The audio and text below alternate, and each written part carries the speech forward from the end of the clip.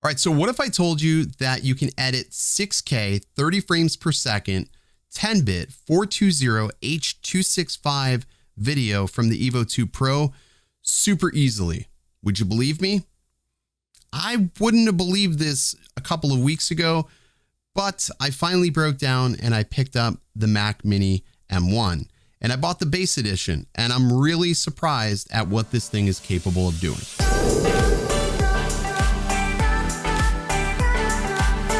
What's good, everybody? Ken here, and in today's video I want to talk about the M1, the Mac Mini M1 from a editing standpoint. Somebody who is looking to get the most for the least amount of money. I feel like the M1 chipset absolutely outperforms all expectations.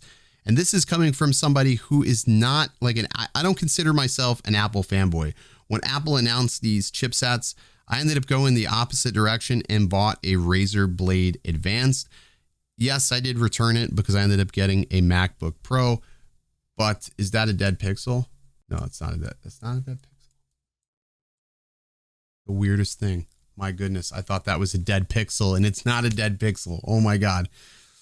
I ended up buying a MacBook Air M1, but I've been enamored with the performance of the M1 chipset. So let me talk about what specs I have here first before we get started, because I want you to understand just sort of what we're working with. We're working with 8 gigs of RAM, 256 gigs of storage, the M1 chip. It's the base edition. Yes, I should have went with a higher RAM, but I felt that I wasn't really sure if I was going to like this. And I still have my $3,500 editing PC that I'm still going to use, even though this on some tasks outperforms my editing computer. I still need this. So don't think of this as a replacement. Think of this as if you are somebody who casually does YouTube or casually edits videos and you want the best possible experience without the most money, then this will be for you. All right, so another caveat to this is you have to be using Final Cut Pro, because Final Cut Pro is the one that is going to be the most optimized for the M1 chipset. Yes, DaVinci has a beta, and yes, Premiere Pro has a beta, but neither of which perform as well as Final Cut Pro in similar tasks. So if you want the best possible experience editing, you're going to want to use Final Cut Pro. Now, benefit to that is it is a $300 fee, but you only pay that one time, as opposed to always paying for, Premiere Pro. DaVinci is obviously also a one-time fee, but Premiere Pro is going to bleed you dry for your entire life. All right, let's jump into the computer here so I can show you exactly what we got going on. So what I did was I shot a couple of clips today with the Evo 2 Pro. Nothing crazy, nothing like super cinematic or fancy. This is just for demonstration sake, so don't take this as this is like my work type of thing.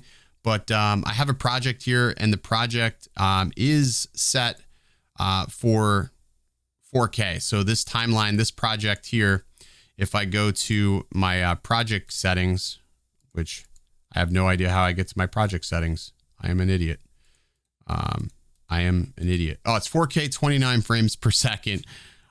See, you can automatically see I'm a noob when it comes to Mac and editing in Final Cut Pro. I'm absolutely lost half the time, but it's 4K 29 frames per second. But the footage that I shot is 6K files, 54, 72, 30, 76, 30 frames per second. So I'm going to go ahead and drag clip number 1 into place, and you can just see automatically it's just scrubbing super, super smooth. With my computer, I wouldn't be able to do this, which is crazy. I would not be able to scrub and trim and do all the things that I need to do to be able to build a timeline. So clip number 1's in, looks pretty good. I did shoot this in log, so we are going to have to do some additional work to this. Let's go ahead and bring another clip in. This clip right here, this one gave me some problems before. It was coming like looking very soft for some reason. So this is a clip, just like a little pan. There's a car driving, nothing fancy, nothing fancy. So we'll just do something like this. I want to get it to where at least it looks decent. I sort of haphazardly done this today. I really did. And then we got a clip looking down at the trees, this little island here, which is really overblown. I'm finding that the Evo 2 Pro does not like to be overexposed, by the way. Just sort of an observation. All right, so first thing I want to do is I want to go ahead and go to a LUT, custom LUT loader. And I'm just going to load this custom LUT on this first clip here, because I'm going to use this first clip as my hero clip. And I'm just going to go to, I use these, I don't know, it's called colorizer LUTs, and I'm using the F-Log to Eterna. This is for dynamic range 400. So basically the exposure values are going to be different depending on your clip. So if I click on this, you can see it does do some amount of work. I got to go to the color correction now. I'm going to go to color wheels, and I'm just going to go ahead and actually add some more contrast. And actually, let's do color curves. I'm just going to add a little more contrast with some curves. Usually we can get the job done with that. So something like that. Little before, after, you can see we just added some contrast in there. And then the next thing I want to do is I want to come back up into here and do a little bit of saturation to the master, which is just going to be like that. And then for the highlights, I do want to take some of that teal out of the highlights because I think it's bleeding over into the image. And I'm just going to add a little bit of warmth into the image like that. If I go Command 7, we can see the scopes looking pretty good. I mean, we're not touching the 0, we're not touching the 100. So I'm going to call this done on this clip. Coming over to this one here, let me turn these scopes back off. I can actually just say edit, and I can copy this clip. And what I'll do is I'll go to edit, copy, and paste the effects of this clip. And sort of gives me something like this. It's not 100% the way I want it, but I mean, it's looking pretty decent. I'll just go ahead and lower the highlights a smidge and lower the midtones just a smidge like that. Again, not super ideal, but this is, again, just for an example's sake. I just want to sort of showcase the capability of this machine. All right, so that is that. And then we got this last clip here.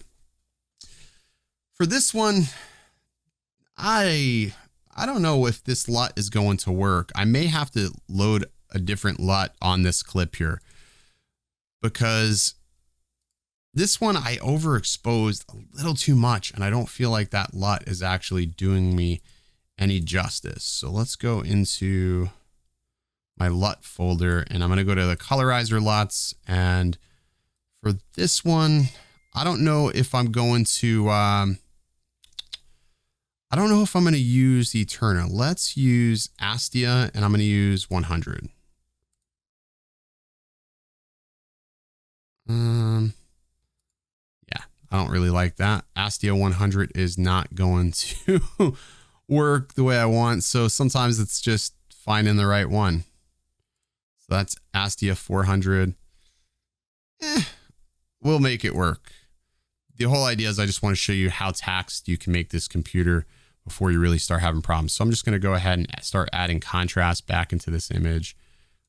This one is going to take a bit of pulling here to really get it to where, yeah, that's going to be a hell of a curve right there. Not quite an S curve. Let's go back up to here. Let's go to color wheels. Let's add a little saturation into the image. Not a lot of saturation. I'm going to then lower the shadows a little bit further. And I want to, highlight wise, I want to just add a little bit of warmth into that. It was something like that. Okay, cool. So we've got all of our clips color graded, and I'm pretty sure that that looks like shit right there. But whatever. It is what it is. This is why I hate the Evo 2 log, but I digress. Let me go ahead and play this back. So we can see immediately we've added multiple effects to this, and it looks great. Let me show you something that I find absolutely amazing. So this clip right here, me moving straight, check this out. If I come over to here and I come down here, I can even add a little bit of stabilization to this clip. So what it's going to do now is it's going to analyze the clip for any dominant motion and then stabilize it, which there isn't a crazy amount. But in Premiere Pro, you wouldn't be able to do this. You wouldn't be able to do this and then say, play me back. I just wanted to add in here that I totally stabilized the wrong clip. But it's still, hey, for argument's sake, it still didn't break the editor. or the machine, especially let alone a 6K clip, which I find absolutely incredible. So that's playing back, no problem. And if I just skip over to this clip here for time's sake, no problem. That's the car moving. Let's go to this clip here, which I just feel like these shadows look super, super harsh for some reason. Crazy. All right. So that's everything. So now we have about 45-second clip, which typical, right? Now what we could do is we could go ahead and export this out. So I'm going to go up here and go to File. I'm going to go to Share, and I am going to say we want to export this out for YouTube and Facebook. So click over to the settings. I want this to be 4K 3840 by 2160, and I want the better quality. So we don't want the faster quality, and we want that better. It's going to be 243-ish megabytes after everything's setting done. And let me go ahead and open up this timer. So we'll click next, and we're going to save this to the desktop. And I'm just going to go ahead and click save and start. So here we go. Let's see what we got going on here. So that is now exporting. And let's go ahead and open this up, bring in the background task. So we're at 10 seconds right now. And this thing is already writing, which is pretty crazy. 14%. I'm really, really impressed with the performance on this machine. Like for something that only has 8 gigs of RAM and able to process 6K files is actually really, really incredible if you think about it.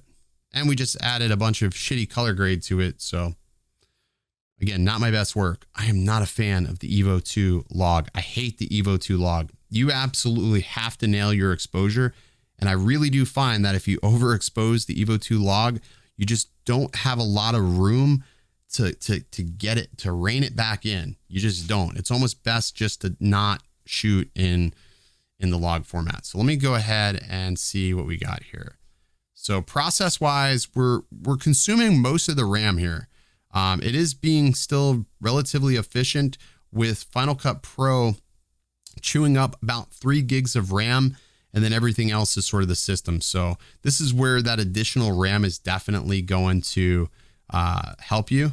But if we look at the CPU, really not a crazy amount of usage here. This is absolutely really efficient. So we're at 1 minute and 34 seconds here, and we're still going. And something to keep in mind is that we are screen recording. We did add some effects into here. So that's all things that you want to keep in mind when you are exporting out to this. We're going to be exporting out to an H.264 file format. So this is 1 minute and 53 seconds. And I will tell you that when I did my 6K cinematic, which was a 2-minute long, is that it? It's done. It's done. So let me stop that.